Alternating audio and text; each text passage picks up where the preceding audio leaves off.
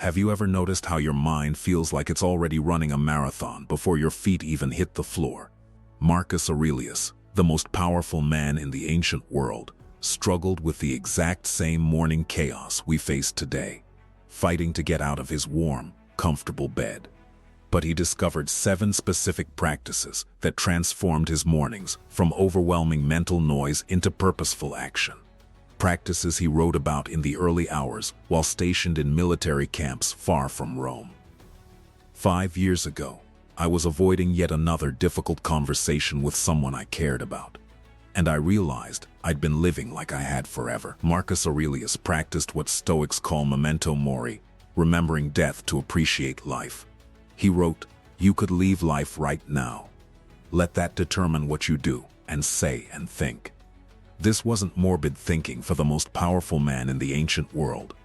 It was his first morning discipline. I used to think remembering death would make me anxious, but when I started my own dawn reflection on mortality, something unexpected happened.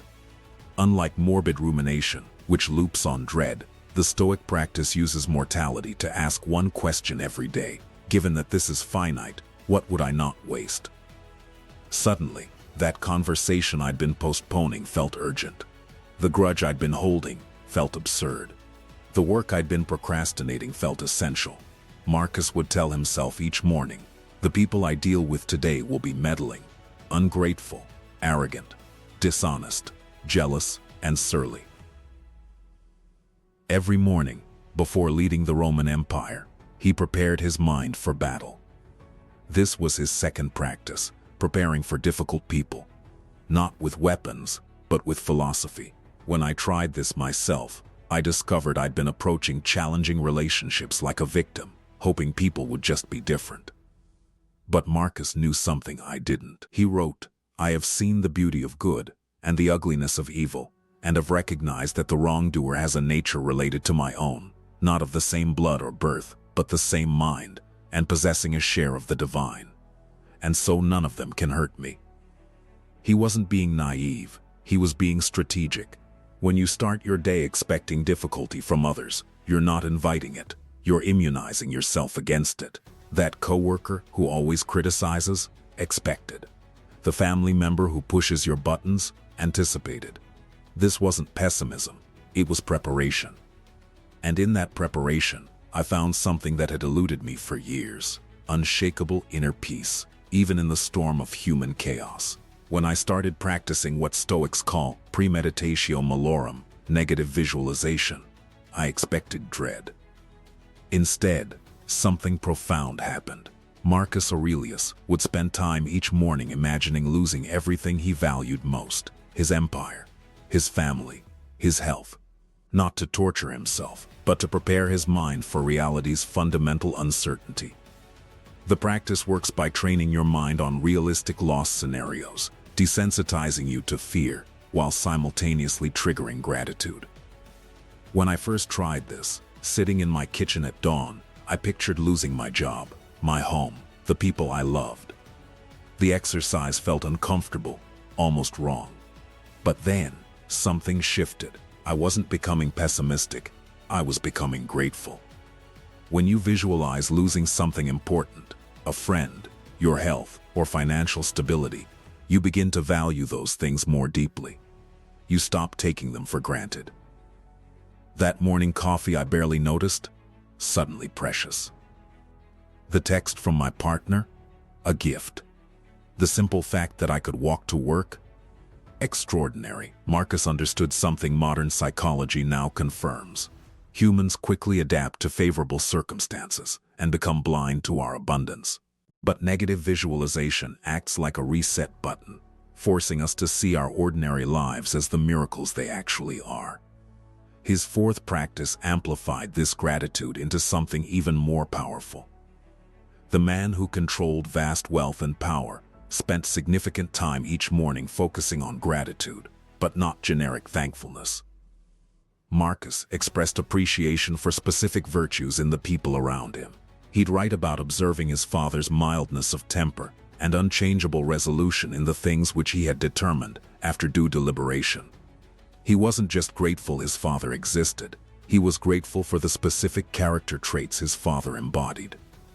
This transformed gratitude from a pleasant feeling into a character-building exercise. When I began practicing this deeper gratitude, focusing not just on what people did for me, but on who they were, my relationships fundamentally changed. I stopped seeing people as sources of convenience or frustration and started seeing them as walking examples of human virtue and resilience. So which of these 7 practices that Marcus used to transform his morning chaos into purposeful action hit you hardest? Comment your answer below. Now let's explore how he turned those practices into unshakable mental discipline. But here's where Marcus Aurelius demanded something that made me deeply uncomfortable: taking full responsibility for my emotional reactions. His 5th practice was identifying what's actually in your control today versus what isn't, and the results are more unsettling than you might expect. Every morning, Marcus would mentally divide his day into 2 categories: what depends on him and what doesn't. Other people's actions, not his control. His response to their actions, completely his control.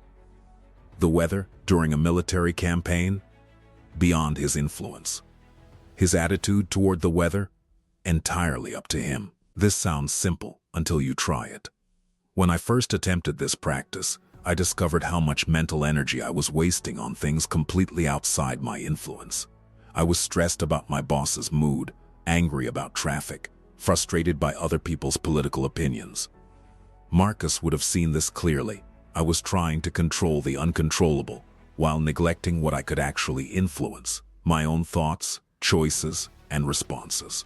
The uncomfortable truth is that most of our daily stress comes from this fundamental confusion. We exhaust ourselves trying to control externals while ignoring our internal world, which is the only realm where we have complete authority. Marcus's 6th practice built on this foundation, setting virtue-based intentions rather than outcome-based goals. Instead of "I will close this deal today," he'd commit to "I will act with integrity in all my negotiations." Instead of "people will respect my decisions," he'd focus on "I will make decisions based on justice and wisdom." This shift transforms everything.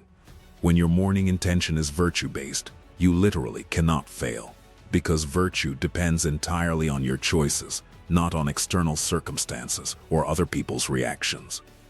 You become unshakable because your success depends solely on what you control: your character. There's one final practice that made me question everything I thought I knew about myself. Marcus Aurelius stopped almost every night to practice a series of spiritual exercises, reminders designed to make him humble, patient, empathetic, generous, and strong in the face of whatever he was dealing with. This 7th discipline, the evening review, separates those who transform from those who merely survive, not because it requires special talent, but because it demands the one thing most of us spend our lives avoiding: complete honesty about who we actually are. Each evening, Marcus would examine his day and actions systematically. The practice wasn't casual reflection. It was moral inventory, a systematic accounting of every moment he fell short of his own standards. He'd ask himself, where did I act from virtue today? Where did I react from emotion? What did I learn about my character that I didn't want to know? When I first tried this practice, I lasted exactly 3 days. The exercise felt brutal. I had to confront the gap between who I claimed to be and who I actually was in those small, unguarded moments. The impatience I showed when interrupted, the judgment I felt toward people I disagreed with, the times I chose comfort over courage, convenience over character. Most of us live with a carefully curated self-image, highlighting our good intentions while quietly forgetting our failures. But Marcus forced himself to see clearly. He understood something we resist. You can't change what you won't acknowledge. When you end each day by honestly reviewing your actions, not to punish yourself but to learn, you begin to see the patterns that control you, the triggers that make you reactive, the situations where you abandon your principles. This systematic self-examination created a feedback loop that continuously refined his behavior. The uncomfortable truth is this: most of our personal growth stops the moment we stop being honest about our failures. Marcus understood that the evening review wasn't about becoming perfect, it was about becoming conscious. And consciousness, even when it reveals things we'd rather not see, is the only path to genuine transformation. These 7 practices weren't productivity hacks. Marcus Aurelius already had ultimate worldly success. He ruled an empire. He didn't need them to climb higher or achieve more. He needed them because he understood something most of us miss. External circumstances, whether you're commanding legions or managing a household, are ultimately beyond your control. But your response to those circumstances? That's entirely up to you. And that response is shaped by who you become in the quiet moments before the world demands your attention. When I first tried implementing all 7 practices at once, I lasted 4 days before abandoning everything. But then I discovered what Marcus himself understood. Character formation happens through repetition, not intensity. When I started with just 5 minutes of morning reflection, no phone, no distractions, something fundamental shifted. That single practice created space for the others to grow naturally. The man who controlled the Roman Empire didn't become disciplined overnight. He built these practices incrementally, understanding that lasting transformation comes through gradual, systematic work. Here's what struck me most profoundly. These weren't just daily routines. They were the daily architecture of character itself. The systematic cultivation of the person he wanted to be when everything around him was falling apart. Memento mori didn't make him morbid, it made him purposeful.